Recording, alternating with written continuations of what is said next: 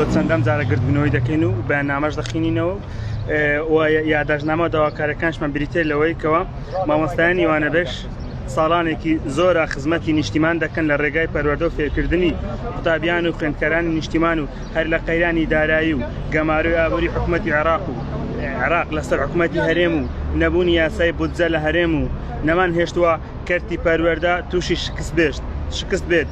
پشکی شێرمان بەرکەوتۆ لە پڕکردنەوەی کەمی میلاکات لە کەرتی پەروەردە کە لە ١٢٠ کۆی میلاکاتی کەرتی پەروەردە پێک دێنێت بە دڵسۆزی و بە بڕە شایستەیەکی کەم بەردەوامی لەوانەبێژی.